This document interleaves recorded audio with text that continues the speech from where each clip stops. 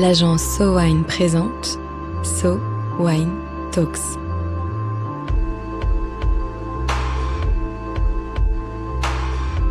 La première série de podcasts analysant les tendances marketing et communication dans l'univers du vin et des spiritueux.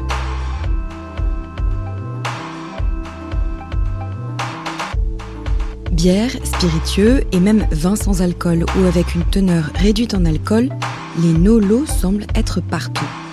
Mais est-ce si facile de lancer une boisson no-lo ? Une marque peut-elle se lancer ex nihilo ou faut-il nécessairement la notoriété, l'appui commercial et stratégique, la confiance associée à une marque établie ? Aujourd'hui, un focus sur les stratégies des marques no-lo en 2024 avec Marie Mascret. Marie, tu avais déjà parlé des no-lo dans les podcasts So Wine Talks il y a 4 ans. Pourquoi est-ce que tu as eu envie d'en reparler aujourd'hui ? Alors le no-lo, d'abord pour revenir sur la définition, pour ceux qui n'auraient pas écouté mes podcasts qui en parlent, c'est évidemment la catégorie des produits sans alcool ou à faible teneur en alcool, donc no alcool et low alcool, donc des bières, des vins, des spiritueux sans alcool, qui sont une offre, une tendance qui est apparue il y a quelques années déjà, un peu plus longtemps pour la bière, on le sait, et plus récemment pour les vins ou les spiritueux. C'est des produits qui sont marketés dans la catégorie vin, spiritueux, bière, qui vont clairement chercher leurs consommateurs là, mais qui offrent une alternative à ceux qui, soit occasionnellement, soit de manière plus durable, ont envie de se faire plaisir en faisant attention à ce qu'ils consomment du point de vue du dosage en alcool, sans être obligés de se tourner vers le soda ou vers les eaux.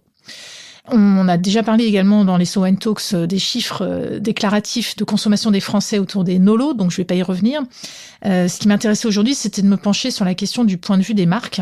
On s'est demandé s'il faut être une marque établie pour lancer un no-lo, s'il faut avoir la caution d'une marque établie ou si le succès des no-lo est réservé à certains types de produits seulement.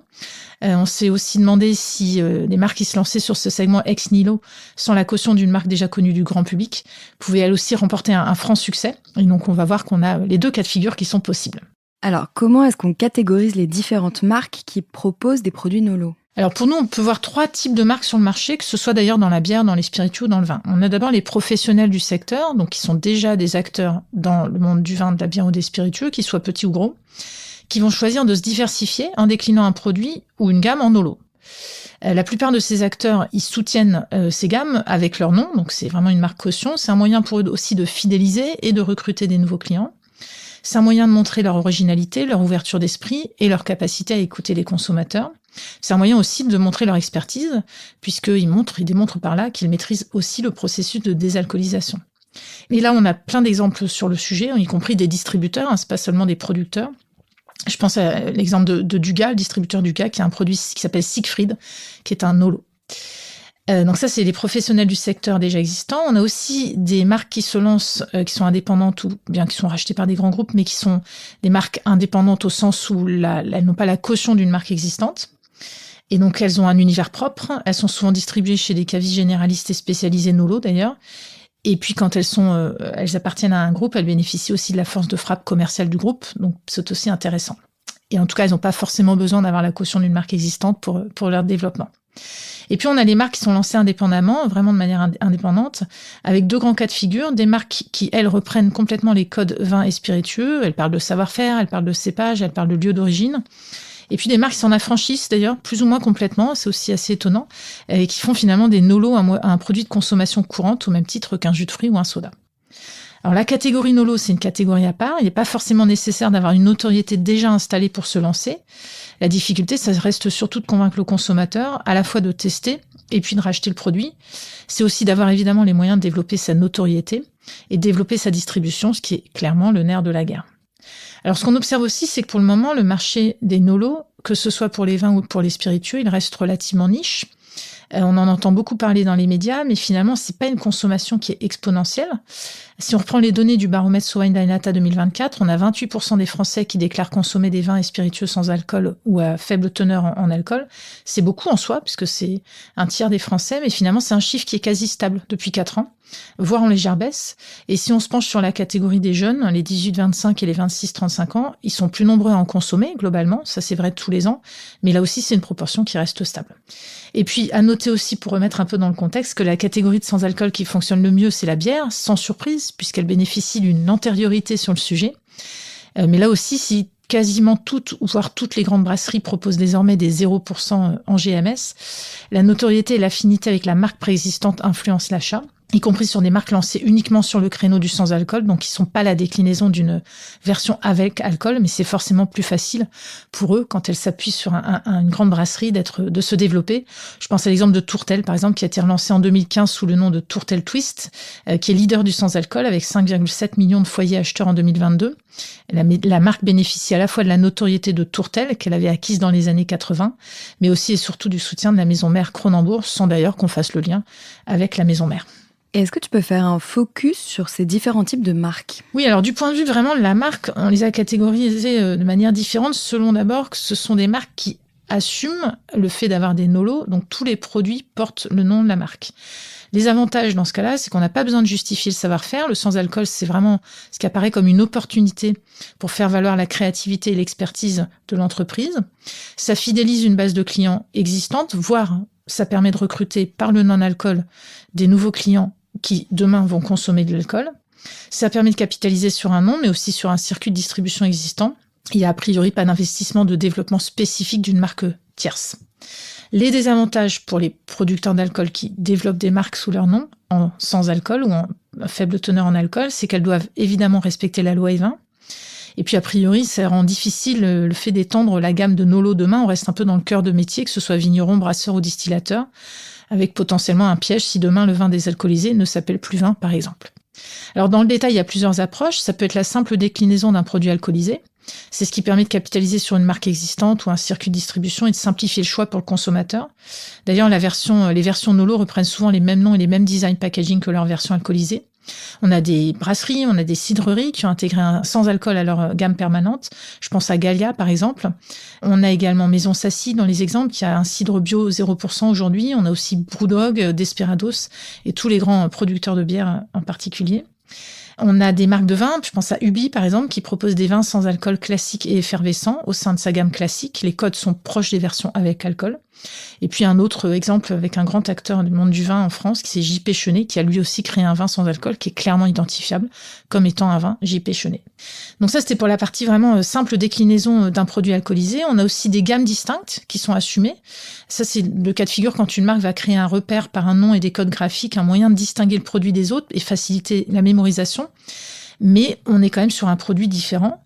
Ce qui permet aux marques de développer une gamme et d'introduire donc plusieurs profils produits et pas seulement d'être d'une déclinaison dont on doit respecter le profil et l'identité.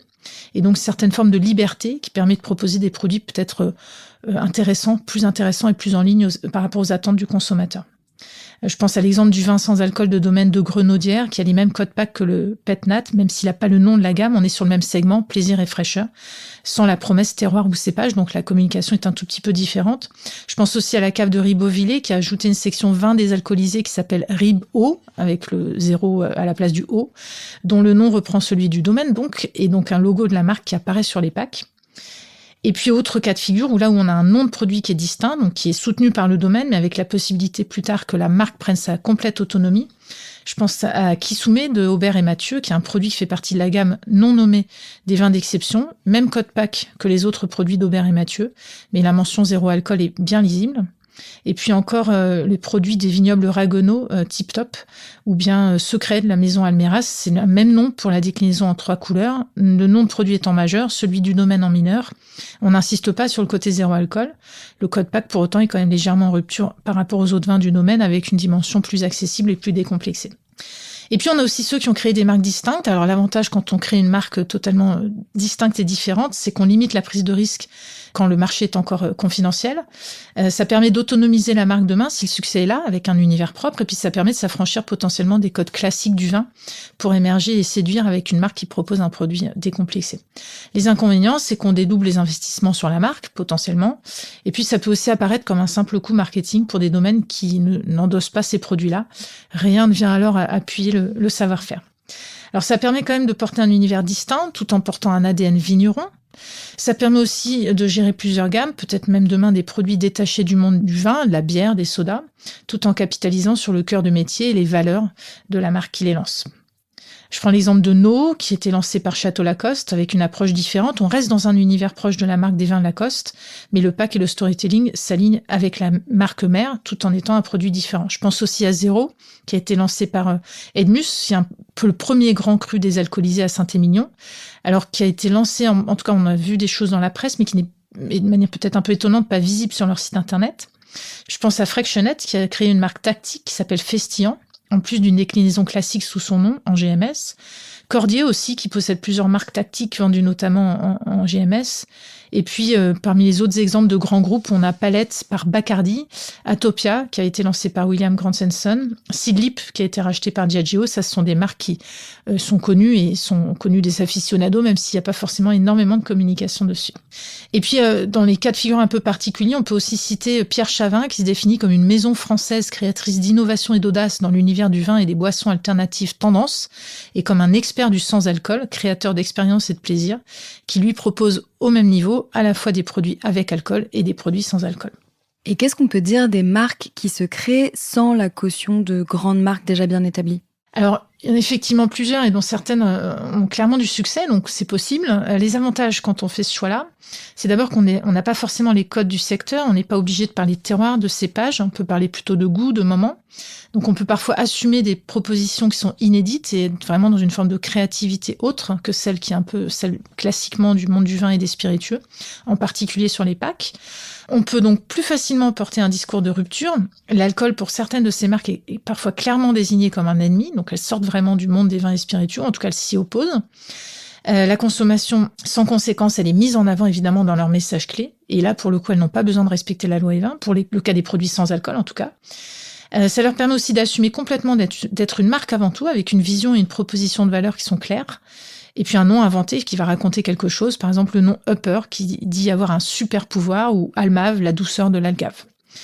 Puis ça permet aussi d'avoir une diversité de produits, ça peut être des vins, des spiritueux, des cocktails, sans paraître illégitime. Là où un producteur de vin, si demain il se met à produire de la bière, on va trouver qu'il a une forme d'illégitimité. Les inconvénients, c'est qu'on va a priori rester limité à la catégorie du sans-alcool, donc à certains circuits de distribution. Et puis la dimension légitimité, manque d'expertise qui peut être reprochée. Certains sont pas totalement transparents sur le processus de production, sur le produit. Donc c'est des marques qui peuvent parfois apparaître comme de simples véhicules marketing sans vraie substance. Et là encore, on a plusieurs approches qui sont adoptées par les marques. On a des marques qui font le choix d'avoir un produit qui est réduit à sa plus simple expression, avec une promesse de goût ou de couleur, rosé, blanc, rouge, ou typologie de produit, whisky, tequila par exemple, avec une gamme courte qui simplifie le choix. La marque, elle apparaît en grand, le packaging, il est ultra coloré souvent, comme un soda, et on n'a pas ou peu d'infos sur le processus d'élaboration et pas vraiment de promesse de marque. Alors, on a plusieurs exemples sur le sujet qui se développent régulièrement, mais on a aussi des exemples autour des hybrides, qui sont des marques qui vont se créer avec des codes d'alcool et des codes non-alcool. On ramène une notion de cépage, souvent, et de production, tout en adoptant des codes lifestyle, avec un nom facile à retenir, des photos de dégustation et un packaging coloré. Et là aussi, souvent, ces marques-là insistent sur le côté ludique de la boisson et l'absence de prise de tête. Et puis, on a ce qu'on va appeler les copycats. Elles reprennent tous les codes classiques du vin ou de la distillerie. On parle de sourcing des matières premières, de technique. On reprend les mêmes codes de dégustation et de pack, la même classification. Alors, dans le vin, ça va être les exemples de French Bloom et puis de Moderato. Dans la bière, on a l'exemple de Brulot, de Partake, par exemple. Et puis, dans les spiritueux, on a l'exemple de Botanitz et de Juniper, surtout. Juniper qui est un très bel exemple de réussite de spiritueux sans alcool, avec une gamme qui se développe et qui répond clairement à une attente des bartenders et des consommateurs. Et puis, on a les techniques, c'est des marques qui empruntent alors elles aussi au code du vin et des spiritueux, mais aussi à d'autres secteurs, le sport, la mode en particulier. Au cœur de leur promesse, il y a la capacité à innover, à être en rupture, à apporter un vent de liberté et de fraîcheur. Ça leur permet aussi de se positionner dans une dimension plus haut de gamme pour la plupart d'entre elles. Marie, selon toi, quel peut être le futur de ces nouvelles marques Nolo ? Alors, tout l'enjeu de ce podcast, c'était de se poser la question s'il faut être absolument une marque établie pour lancer un Nolo, ou si finalement les Nolos peuvent aussi être des produits qui sont lancés ex nihilo. Les deux fonctionnent, on l'a vu, on a des exemples de produits qui ont été lancés avec beaucoup de succès. Je pense à French Bloom, je pense à Juniper que j'ai cité tout à l'heure, et qui n'ont pas l'appui d'un grand groupe pour les soutenir. En tout cas, ce qui est sûr, c'est que ces marques, elles ont compris les codes, elles ont compris les attentes des consommateurs, elles ont compris la manière de les toucher, elles ont compris la manière de communiquer auprès d'eux. Donc les deux sont possibles. Et définitivement, après ces années d'observation du monde des Nolos, on n'est plus forcément sur une mode, on est clairement sur une tendance. Donc une tendance de consommation qui répond aux attentes de consommateurs aussi bien de produits alcoolisés que de consommateurs qui ne consomment jamais de produits alcoolisés. Tout ça au profit de la convivialité et du partage de moments sociaux, qu'on ait envie de consommer du vin, des spiritueux avec alcool ou sans alcool. Comme le dit Marie, le secteur du no-lo regorge de beaux exemples de succès, de marques accolées à un grand groupe, mais aussi de marques natives.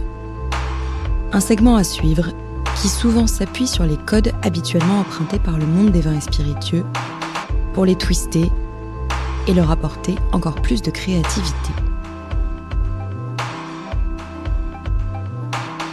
So Wine Talks reviendra dans quelques semaines pour décrypter à nouveau les tendances de consommation des vins et spiritueux. En attendant, si vous avez aimé cet épisode, n'hésitez pas à le partager sur vos réseaux et à lui donner des étoiles sur vos applications de podcast préférées. Un épisode écrit et produit par l'agence So Wine.